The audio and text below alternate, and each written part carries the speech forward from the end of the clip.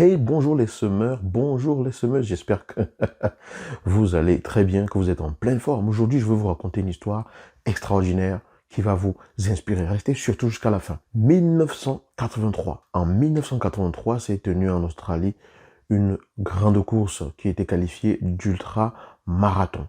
Ultramarathon de plus de 850 km qui devait relier Sydney à Melbourne. Je ne sais pas si cette course existe toujours, peut-être qu'elle existe toujours, mais en tout cas, les années qui ont suivi, la course a continué. Et les données de la course, d'ailleurs, ont changé à cause de cette histoire que je vais vous raconter. Donc, c'était une course faite pour des performeurs, des gens entraînés, des personnes qui ont l'habitude de courir cette course. Sauf que ce jour-là, 1983, un monsieur de 61 ans se présente sur la ligne de départ. Cliff Young, un fermier australien, 61 ans, il se présente sur la ligne de départ, il n'est pas entraîné, il n'a pas l'habitude de faire ce genre de course et tout, et les autres concurrents très étonnés le voient et les journalistes lui posent la question, mais qu'est-ce que vous faites là? Il dit, je suis venu courir la course, hein, voilà, comme tout le monde, et on lui demande, mais est-ce que vous êtes entraîné? Non. Est-ce que vous êtes un marathonien? Non. Est-ce que vous avez l'habitude de faire ce genre de course? Non. Est-ce que vous avez un coach? Non, non, non. Il y avait non à toutes les questions. Et alors, qu'est-ce qui vous fait croire que vous pouvez remporter cette course? Bah, il s'est présenté sur la ligne de départ pour courir la course. Et il explique en fait que, voilà, dans sa ferme, il n'y a pas de tracteur et il doit courir depuis qu'il est tout petit derrière les moutons pour les faire rentrer surtout pendant les temps de tempête, d'orage et tout ça, et parfois il doit courir derrière 2000 moutons, et parfois il lui arrive de courir pendant 2 3 jours, parce qu'il est en train de chercher ses moutons. Et bon, tout le monde savait qu'il ne pouvait pas remporter cette course. Et alors on donne le top départ, tout le monde se jette dans la course, on largue Cliff Young, qui se retrouve dernier au départ de la course et tout, mais lui, il ne se casse pas. Il a ses petites foulées. Donc, d'ailleurs, on appelle ça aujourd'hui Cliff Young Shuffle. Je sais pas comment traduire vraiment ça en français et tout. Mais sa façon de courir a été, comment dire, a été en quelque sorte une façon qui a été désignée d'un nom spécial et que beaucoup de marathoniens, que des personnes ont adopté par la suite et tout. Sauf que dans cette course, la règle, enfin, il était expliqué que pour pouvoir gagner cette course et être dans de bonnes conditions, il fallait courir 18 heures et dormir pendant 6 heures et reprendre le jour suivant. C'est une course qui devait se faire en 5 jours à peu près, d'accord? Donc tous les autres coureurs entraînés le savaient. Mais Cliff Young, lui, il ne le savait pas. Il n'avait pas de coach. Personne lui avait dit qu'il fallait faire ça comme ça. Et donc lui, il a décidé, voilà, tout simplement de courir comme il a l'habitude de courir, en petite foulée, sans se presser et tout. Et la première nuit, pendant que les autres coureurs sont allés dormir et tout, Cliff Young a continué à courir, tout simplement. Et ça s'est passé ainsi la deuxième, la troisième nuit, etc. Pendant que les autres dormaient, il continuait de courir. Et à la fin de la course, c'est lui qui remporte la course en ayant battu le record habituel de la course de plus de 24 heures. Enfin, de plus de 12 heures, il me semble. Je ne me rappelle plus bien des chiffres, mais en tout cas, il a copieusement battu le record. Et tout le monde était tout simplement dépassé, interloqué, très étonné. Et c'est ainsi qu'il est entré dans l'histoire. De toutes les façons, les années d'après, il s'est présenté. Bon, il n'a pas remporté la course parce que il avait mal à la hanche. Puis, à une autre année, il y a quelqu'un de son équipe, qui était d'ailleurs le seul membre de son équipe, qui a eu un problème de santé. Donc, Cliff Young a dû arrêter. Mais, dans tous les cas, il est entré dans l'histoire avec cet exploit. Il est entré dans l'histoire avec cet exploit. Et à la fin de la course, on remportait un prix. Et lui, il ne savait même pas qu'on remportait un prix. Je crois que c'était 10 000 dollars ou un truc comme ça. Il a dit, bah, moi, je ne savais pas qu'on remportait un prix. Je n'ai pas couru pour le prix et tout ça.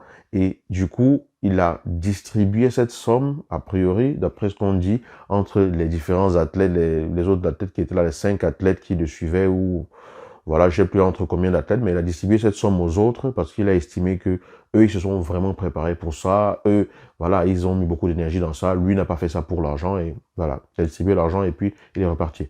Qu'est-ce que cette histoire nous raconte? D'abord, c'est une histoire extraordinaire. 61 ans, vous arrivez sur la ligne de course, il y a des jeunes de 30 ans, de 25 ans, des choses comme ça, et vous êtes le plus vieux. Il portait déjà un dentier. Quand on lui a posé la question de savoir où est votre dentier, il a dit, bah, je l'ai laissé à la maison parce que quand je cours, ça me claque dans la bouche et tout, ça me gêne.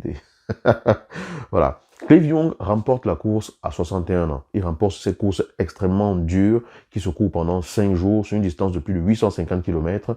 Et il court la course en utilisant sa propre technique parce que personne ne lui a expliqué qu'il y avait une autre technique. Et quand il arrive sur la ligne de départ, il est très enthousiaste. Voilà, tout ce que les autres peuvent dire ne l'empêche pas de se mettre sur la ligne de départ. Ce qu'il faut retenir de cette histoire et ce que j'aimerais apporter à votre attention avec cette histoire, c'est premièrement, lorsque vous avez quelque chose à faire, l'enthousiasme, c'est quelque chose d'important. Soyez enthousiaste à l'idée de votre projet. Soyez enthousiaste à l'idée de ce que vous voulez accomplir. C'est quelque chose que vous voulez accomplir qui vous tient à cœur et tout. Ne vous prenez pas la tête. Soyez enthousiaste. Prenez cela comme du fun. Vous voyez, on peut avoir du fun, on peut être enthousiaste sans forcément être hyper sérieux, bloqué, coincé et tout ça. On peut être enthousiaste en restant sérieux, mais sans s'enfermer dans une énergie, voilà, comme si on nous forçait à être là. Soyez enthousiaste dans ce que vous faites. La deuxième chose, c'est que la vie, prenez la vie comme du fun, comme étant un jeu. Ça ne veut pas dire qu'en étant un jeu, que ça veut dire que vous n'allez pas vivre les choses sérieusement ni intensément. Ça veut dire que vous prenez les choses comme les étapes, comme ce qui vient, et vous faites les choses avec ce que vous pouvez. Le troisième élément, surtout, c'est que vous avez vos propres cartes. Jouez vos cartes.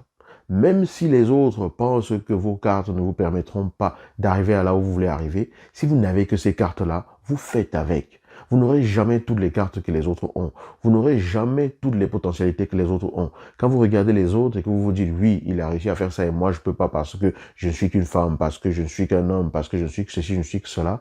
Non. Si vous êtes une femme et que vous pensez que vous ne pouvez pas atteindre un truc, quelque chose parce que vous l'êtes, ça ne changera donc jamais parce que vous serez toujours une femme. Ce que je veux dire par là, c'est pas que je m'adresse aux femmes, c'est juste un exemple pour dire que vous avez vos propres cartes, jouez avec vos cartes. Et même si les autres vous donnent toutes les cartes dont ils disposent, vous les jouerez toujours à votre propre façon, parce que vous êtes différent. Donc parfois dans le challenge de la vie, on se retrouve dans des situations où on doit faire face à certains challenges, à certains défis, avec les armes que l'on a. Et les armes que l'on a ne sont peut-être pas parfois aussi solides que les armes que les autres ont eu jusqu'ici.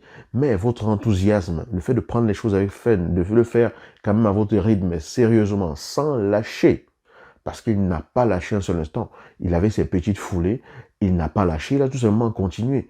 Il a imaginé d'ailleurs, il le raconte, il a imaginé qu'il courait après les moutons comme il le fait habituellement depuis longtemps. Et pour lui, c'était un jeu, c'était un amusement. Alors, faites les choses avec enthousiasme, voilà, en restant tout simplement sérieux à accrocher à votre but et surtout, faites avec vos armes. Vous n'aurez pas tout ce que les autres ont, mais vous avez ce que vous avez. Vous avez votre propre mindset, vous avez vos propres énergies, vous avez vos propres motivations, vous avez votre propre environnement, vous avez votre propre raison pour laquelle vous faites des choses. Lui, s'est imaginé qu'il courait derrière les moutons. Vous imaginez que vous accomplissez ce qui vous tient le plus à cœur. Ayez une vision, une visualisation, une idée précise de ce à quoi vous aspirez.